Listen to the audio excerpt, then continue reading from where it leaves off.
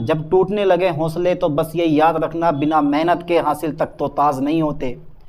ढूंढ लेना अंधेरों में भी मंजिल अपनी, ढूंढ लेना अंधेरों में भी मंजिल अपनी, क्योंकि जुगनू कभी रोशनी के मोहताज नहीं होते। तो आज हम पढ़ने वाले हैं BSc 6 semester chemistry unit second thermodynamics second के वो सारे के सारे इंपॉर्टेंट मल्टीपल चॉइस क्वेश्चन जो इस साल पेपर में आने वाले हैं। ओनली 45 एमसीक्यू और हमारी पूरी की पूरी यूनिट फिनिश। इस बार मैंने थोड़े ज़्यादा एमसीक्यू लिए हैं क्योंकि यूनिट काफ़ी बड़ी है यार, और इतनी बड़ी यूनिट से कुछ कह नहीं सकते कि कौन सा क्वेश्चन आ जाए, पर मैंने इस बार 45 क्वेश्चन लिए हैं यार, बहुत ही इंपॉर्टेंट है। जरूर पढ़ना इन क्वेश्चन को, टिक लगाता रहना अपने मॉडल पेपर में, क्योंकि यही वो क्वेश्चन है जो इस साल पेपर में आने वाले हैं। चलिए साहब मैं स्टार्ट कर देता हूं वाई पीडीएफ मेथड से, ठीक है। अब जो है आपको डिस्प्ले दिखाई दे रही है भाई शायद अभी दिखाई नहीं दे रही होगी, देखो अब दिखाई देने वाली होगी शायद आपको डिस्प्ले इसकी, ठीक है। इस बार मैं पीडीएफ पे पढ़ाऊंगा, बोर्ड पे लिख के नहीं पढ़ाने वाला हूँ। चलिए स्टार्ट कर देता हूँ, देखिएगा जरा ध्यान से। मेरे पास है BSc 6 semester chemistry unit second MCQ PDF file है। यूनिट सेकंड है थर्मोडायनेमिक्स सेकंड, इसका नाम दे रखा है। और क्वेश्चन फर्स्ट है मेरे पास, दो तापमानों के बीच अनुत्क्रमणीय कार्नो इंजन की दक्षता उत्क्रमणीय कार्नो इंजन से होती है। ध्यान देना, वैसे तो कार्नोट इंजन उत्क्रमणीय ही होता है, ठीक है, लेकिन इसमें बोला गया है कि दो तापमानों के बीच अनुत्क्रमणीय कार्नो इंजन की दक्षता उत्क्रमणीय कार्नो इंजन से होती है। तो क्या कहना है आपका, इसका राइट आंसर क्या लग रहा है आपको भाई? मेरे ख्याल से इस क्वेश्चन का राइट आंसर कौन सा होगा? बी नंबर है। कैसी होती है बेटे? कम होती है। इस पे ध्यान देना, मेरे पास कौन सा ऑप्शन है? बी नंबर है। क्या होती है? कम होती है। तो दो तापमानों के बीच अनुत्क्रमणीय कार्नो इंजन की दक्षता उत्क्रमणीय कार्नो इंजन से होती है। कैसी? कम होती है। और आप भी इस चीज पे टिक लगाओ बढ़िया करके, घबराना मत बिल्कुल भी। कभी सोच रहे हो कि यार बड़ा डिफिकल्ट क्वेश्चन दे दिया सर ने आज, तो देखो जरा सेकंड क्वेश्चन है मेरे पास, उष्मा इंजन की दक्षता सदैव होती है। तो पहला पॉइंट में एक बार बता दूं आपको, देखो जो कार्नोट इंजन होता है ना, कार्नोट साइकिल जो होती है, ठीक है, कार्नोट साइकिल या कार्नोट इंजन जो होता है, इन सबकी इफिशियंसी क्या होती है? सदैव 1 से कम होती है। और इसमें भी ये लिख रखा है कि उष्मा इंजन की दक्षता सदैव होती है। तो आपका एक ही राइट आंसर है।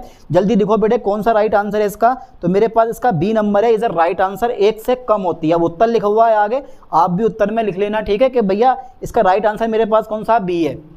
थर्मोडायनेमिक्स सेकंड है।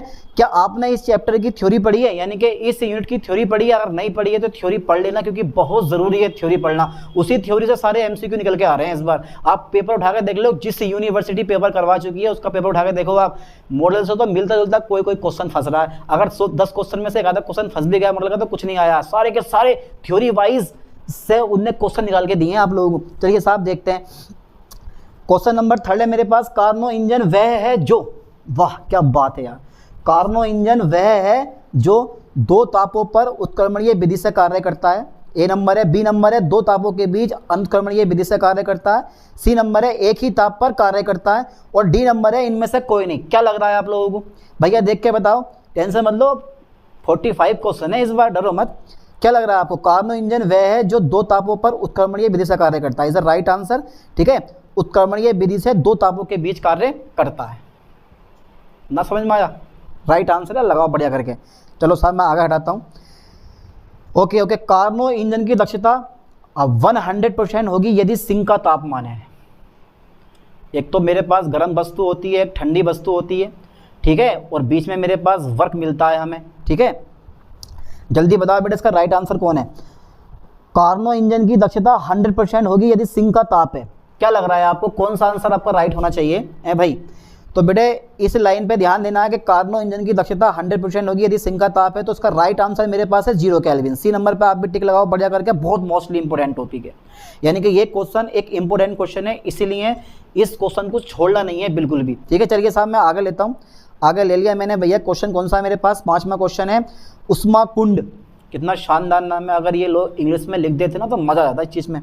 तो उष्मा कुंड का ताप T1 तथा शीतल कुंड का ताप T2 है। अरे यार, तब उष्मा इंजन की दक्षता होगी। तो पता होना चाहिए आपको कार्नोट साइकिल की एफिशिएंसी कितनी आती है बेटे? 1 - T2/T1। T1 जो होता है वो गर्म वस्तु का टेम्परेचर होता है और T2 जो होता है वो ठंडी वस्तु का टेम्परेचर होता है। चलिए साहब जरा इसका राइट आंसर कौन सा होगा? तो T2 - T1/T1 क्या ये होगा? सी नंबर होगा, T1 - T2/T1, ठीक है। तो 1 - T2/T1 इधर लेके जाओगे तो बैठ जाएगा T1 - T1। तो राइट आंसर कौन सा है मेरे पास, सी नंबर है इसका, ठीक है। और ध्यान देना उष्मा इंजन की दक्षता सदैव 1 से कम होती है। इस लाइन को तो रट लो, याद कर लो, क्योंकि ये वो क्वेश्चन है जो इस साल पेपर में पक्का फंसने वाला है कि उष्मा इंजन की दक्षता होती है या कार्नोट इंजन की दक्षता होती है, तो एक ही आंसर सदैव 1 से कम होती है। ओके सर, ओके, हटा दें, आगे बढ़ाएं। तंत्र की अनियमितता का मापक है, ये फिर से एंट्रोपी आ गया। इसका राइट आंसर मेरे ख्याल से एंट्रोपी होगा, ठीक है। तंत्र की अनियमितता का मापक है तो डेल्टा एस है, A number, B number delta H है, सी नंबर डेल्टा यू है, डी नंबर है मेरे पास डेल्टा टी। तो बेटे क्या आंसर लग रहा है आप लोगों को, जल्दी बताओ। क्वेश्चन नंबर 6 का आंसर है, एक बार सोच लो, दिमाग में लाओ और बताओ जल्दी, मारो धूल में लट जिसने ना पढ़ा। तो मेरे पास कौन सा ऑप्शन है बेटे, राइट ऑप्शन है मेरे पास है डेल्टा एस। डेल्टा एस क्या है, ये तंत्र की अनियमितता का मापक होता है। चलिए साहब आगे बढ़ाता हूँ मैं चीज़ को। उत्क्रमणीय परिक्रम वह है जिनमें, समझ गए होगे आप, उत्क्रमणीय परिक्रम वह है जिनमें एंट्रोपी चेंजेस कितना होता है, 0 होता है। एंट्रोपी में परिवर्तन कितना होता है, 0 होता है। इसका मतलब राइट आंसर मेरे पास कौन सा मिल गया, मुझे सी नंबर मिल गया। तो राइट आंसर मेरे पास कौन सा है बेटे, सी नंबर है। ओके सर, चलिए साहब आगे देखते हैं। अनुत्क्रमणीय परिक्रम वह है जिसमें delta S is less than 0। Question number 8 पढ़ रहा हूं मैं, ध्यान देना बेटे। अनुत्क्रमणीय परिक्रम वह है जिसमें delta S is less than 0, B number delta S is greater than to 0, C number है delta S equal to 0, delta S equal to 1। तो दो तो फेल हो गए, सी और डी तो फेल हो गया, क्योंकि डेल्टा एस 0 उत्क्रमणीय परिक्रम के लिए होता है और डेल्टा एस इक्वल टू 1 ये होता ही नहीं है। अब delta S is less than 0 होना चाहिए या फिर delta S is greater then, तो मेरे पास कितना चाहिए, 0 होना चाहिए। इसका मतलब ये हुआ कि मेरे पास राइट आंसर कौन सा है बेटे, बी नंबर है। टिक लगाओ बी नंबर पे, बढ़िया करके आप भी। क्वेश्चन नंबर 9 मैं देखने वाला हूँ। एक मोल गैसीय मिश्रण की एंट्रोपी का व्यंजक है, भैया बहुत इंपॉर्टेंट है, इसको मत छोड़ना यार। देखो ऐसे ऐसे क्वेश्चन फंस जाते हैं पेपर में, ठीक है। इसमें बोला गया कि एक मोल गैसीय मिश्रण की एंट्रोपी का व्यंजक है। क्या लग रहा है आपको, कौन सा ऑप्शन होना चाहिए इसका राइट?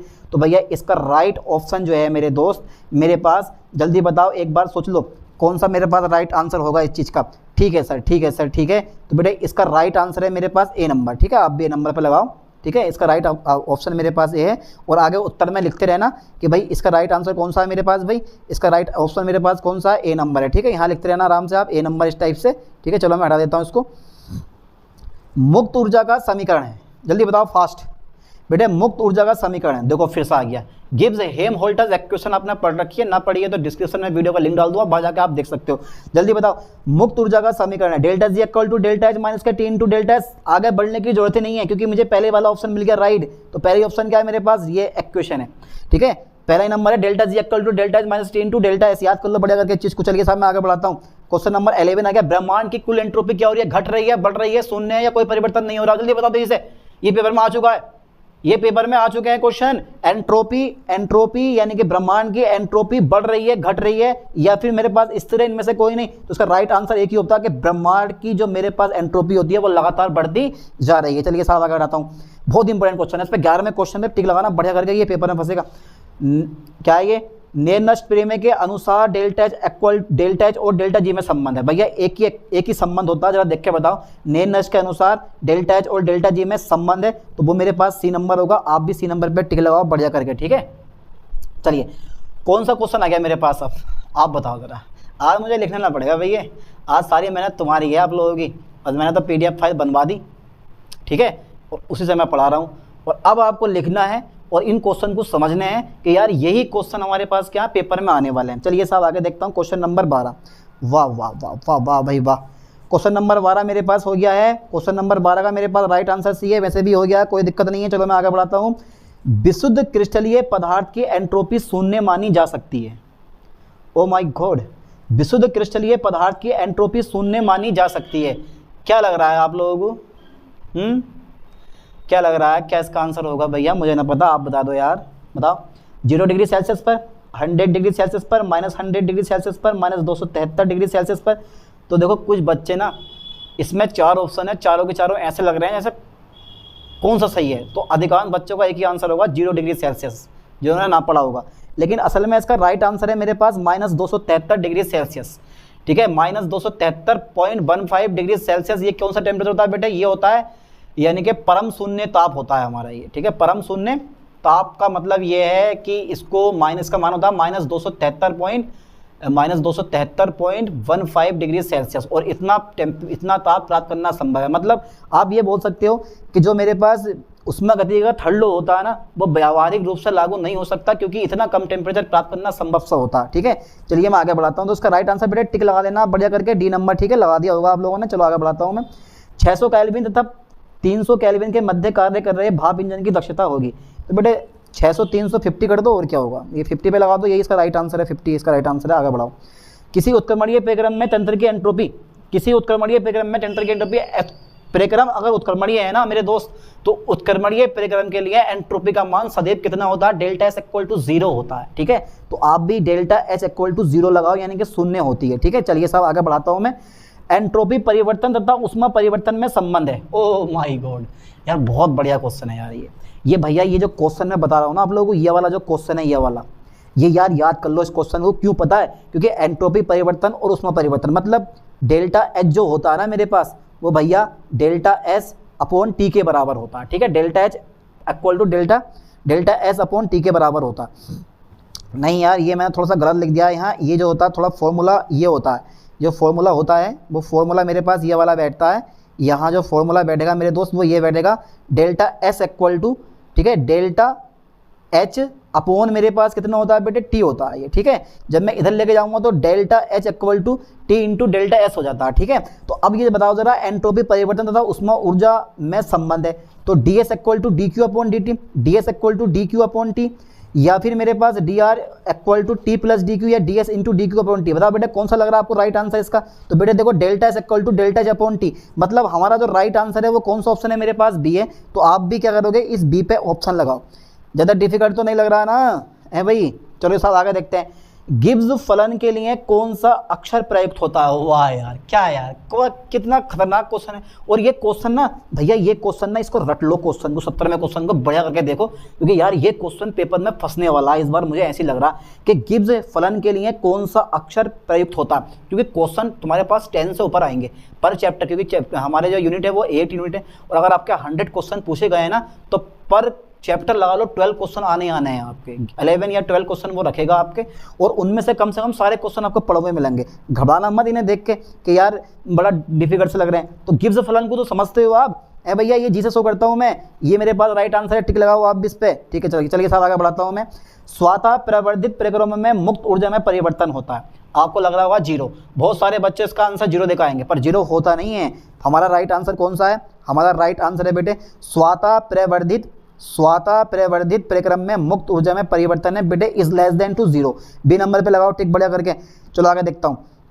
गलन कथन है ताप, 19वां क्वेश्चन है मेरे पास ये। गलन कथन है, ताप जैसे जैसे शून्य की ओर पहुंचता है, Cp 0 में चेंज होता है, Cv 0 में चेंज होता रहता है, डेल्टा G 0 में चेंज होता रहता है, और delta G minus delta S जो है वो इज लेस देन टू 0 होता है। इसका मतलब है सबसे डिफरेंट क्वेश्चन, सबसे डिफरेंट मेरे पास ऑप्शन यही वाला है। इसका मतलब है राइट आंसर भी मेरे पास यही होगा, delta G minus delta is less than to 0। Okay sir, चलो टिक लगाते रहो, आप देखते रहो ऐसे क्वेश्चन को, तो आप देखते रहो। किसी तत्व की परम एंट्रोपी, अरे भैया किसी तत्व की परम एंट्रोपी बहुत ही इंपॉर्टेंट है यार।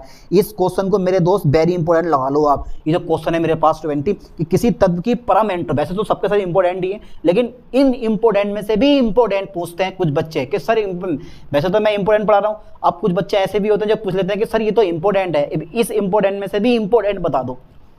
यार देख लो, इतने खतरनाक बच्चे हैं आजकल के। किसी तत्व की परम एंट्रोपी है, सदैव धनात्मक होती है, ए भैया, सदैव ऋणात्मक होती है, सदैव शून्य होती है, या उपर्युक्त सभी। बताइए जरा मेरे पास का राइट आंसर कौन सा। तो किसी तत्व की परम एंट्रोपी जो होती है हमेशा धनात्मक होती है। टिक लगाओ आप भी इससे बढ़िया करके। चलिए साहब मैं आगे देखता हूँ। हेमहोल्ट्ज़ इक्वेशन मुक्त ऊर्जा ए निरूपित होती है। हेमहोल्ट्ज़ मुक्त ऊर्जा ए, ठीक है, निरूपित होती है। जल्दी बताओ। ए बराबर यू प्लस टी एच, ए बराबर एच प्लस टी एच, ए बराबर यू माइनस टी एच, ए बराबर एच माइनस टी एच। जहाँ यू जो है ना बेटा, यू जो है वो इंटरनल एनर्जी से शो किया गया है यहाँ पे। कभी कभी इंटरनल एनर्जी को हम कैपिटल ई से शो कर देते हैं। इसे राइट आंसर मेरे पास कौन सा, सी नंबर। आप भी लगाओ, ठीक है। थ्योरी पढ़ोगे तो मजा आएगा पढ़ने में इन चीज़ों को। उत्क्रमणीय स्वतः परिवर्तन के लिए डेल्टा एस है, तो भैया उत्क्रमणीय स्वतः परिवर्तन के लिए डेल्टा एस तो पता होना चाहिए। डेल्टा एस इक्वल टू कितना होता है मेरे पास, delta S equal to Q upon T, यही तो होता है ना, या डेल्टा एच अपॉन टी होता। तो इसका राइट आंसर मेरे पास कौन सा, सी नंबर है। आप भी सी नंबर पर लगाओ। चलिए साहब मैं आगे बढ़ाता हूँ। उष्मा का स्वतः प्रवाह हमेशा होता है। उष्मा का स्वतः प्रवाह हमेशा होता है। अरे भैया, उष्मा का स्वतः प्रवाह हमेशा होता है उच्च ताप से निम्न ताप की ओर, उच्च दाब से निम्न दाब की ओर, निम्न दाब से उच्च दाब की ओर। बताइए जरा मुझे, देखो जरा मैं आपको इस चीज़ को स्पष्ट कर दूं।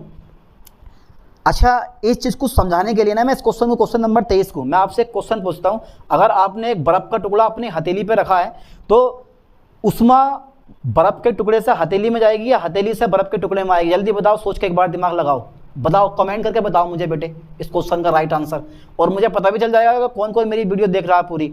मैंने क्वेश्चन पूछा है आपसे कि अगर आप एक बर्फ़ का टुकड़ा अपने हथेली पर रख दोगे तो उसमें का ट्रांसफर बर्फ़ के टुकड़े से हथेली में होगा या हथेली से कहाँ होगा? बर्फ़ के टुकड़े में होगा। इस कमेंट करके जल्दी बताएं मुझे फास्ट एकदम। चलिए साहब मैं आगे देखता हूँ, तो इसका राइट आंसर है उस ताप से निम्न ताप की ओर। ठीक है, ये डी नंबर है मेरे पास, उस ताप से निम्न ताप की ओर।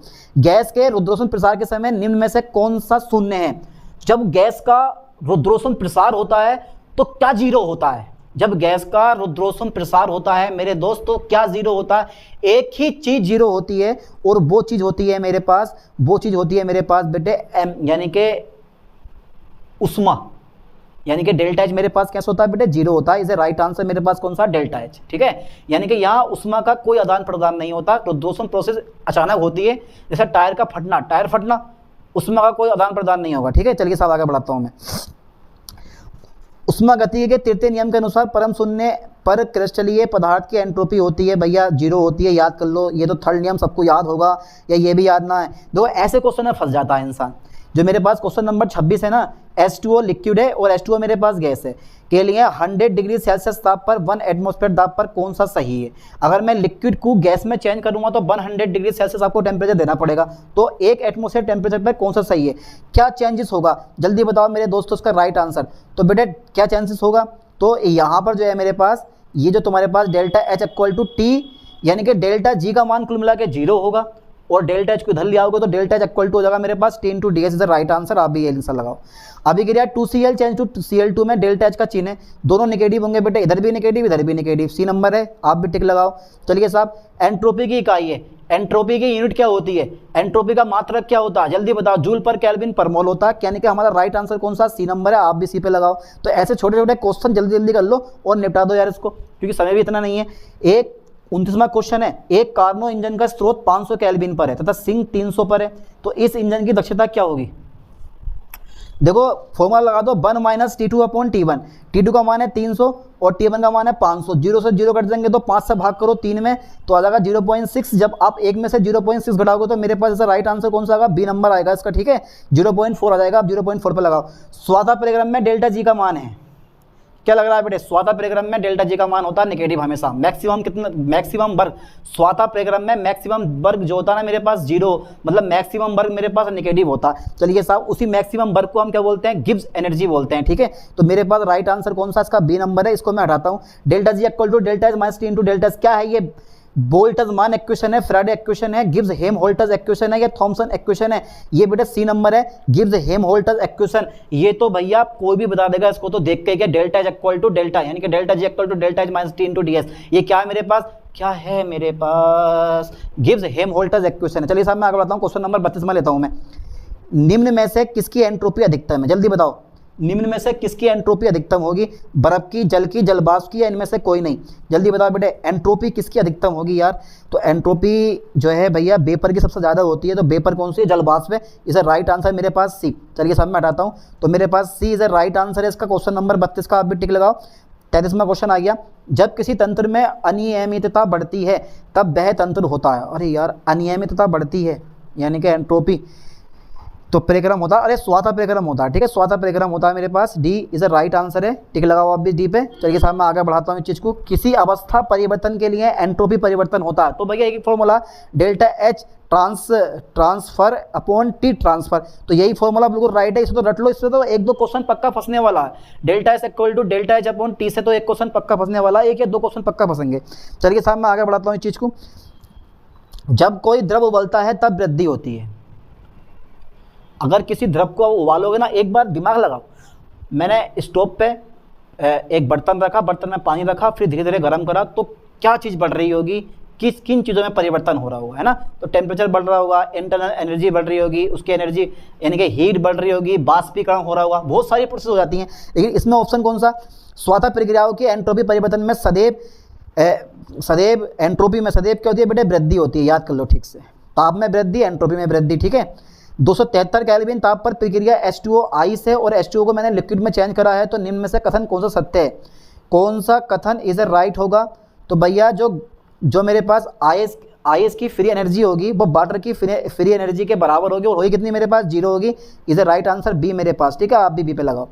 समीकरण delta G equal to delta H minus T into delta S में किस राशि से अभिक्रिया के स्वतः होने का ज्ञान प्राप्त होता है? भैया एक ही चीज़ है और वह है मेरे पास डेल्टा जी।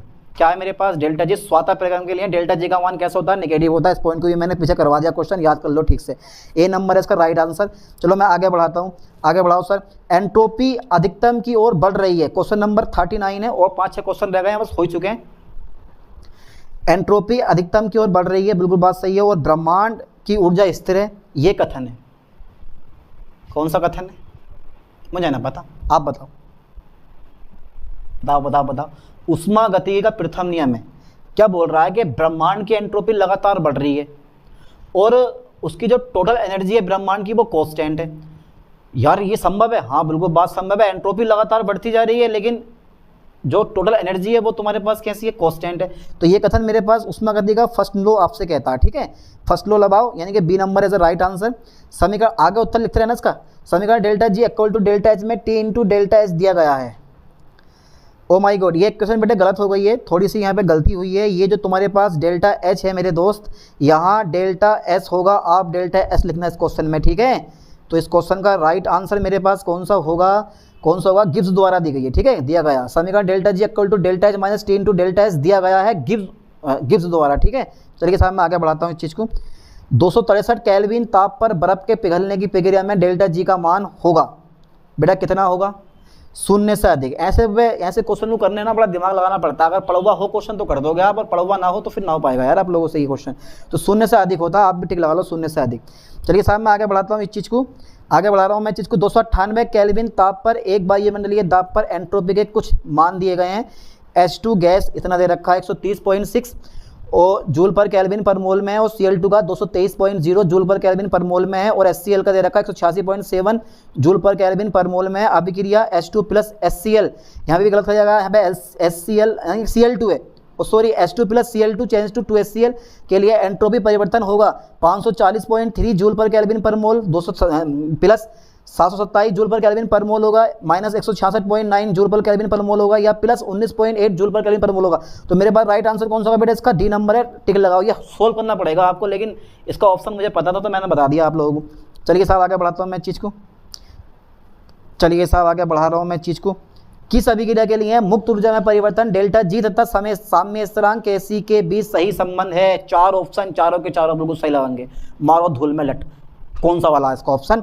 तो delta G equal to R T log kc minus delta G equal to R T log kc, delta G 0 R T log kc और minus delta G R T log kc। तो इसका right answer मेरे पास कौन सा है बेटे? D है। ये तो आपने 12th क्लास में ही पढ़ा होगा यार, ये ना पढ़ा है? 12th क्लास ही ना पढ़ी है क्या भैया? हेमहोल्ट्ज़ मुक्त ऊर्जा कहलाती है, हेमहोल्ट्ज़ मुक्त ऊर्जा कहलाती है कार्यफलन, ठीक है। क्या कहलाती है बेटे? कार्यफलन। आप भी टिक लगाओ कार्यफलन पे। किसी उत्क्रमणीय परिक्रम के लिए डेल्टा जी तथा डेल्टा जी परिवेश का योग होगा, अरे भैया कितना होगा? दोनों का योग delta G plus delta surrounding, दोनों का योग कितना होता है? 0 होता है, ठीक है, टिक लगा लो। और यहाँ मेरे पास 45 क्वेश्चन क्या हो गए? फिनिश हो गए, ठीक है। 45 क्वेश्चन में से जो क्वेश्चन मैंने बताया ना कि पक्का इंपॉर्टेंट है, फंसेंगे वो फंसेंगे, उन्हें कोई रोक नहीं सकता, ठीक है। चाहे किसी भी यूनिवर्सिटी के पेपर हो, आप इस लेक्चर को ठीक से पढ़ लो, ठीक है। इन क्वेश्चन को आप ठीक से देख लो, यही सारे क्वेश्चन पेपर में आएंगे, ठीक है। चलिए साहब अब मिलते हैं ऐसे नए टॉपिक के साथ नई वीडियो में। थैंक्स।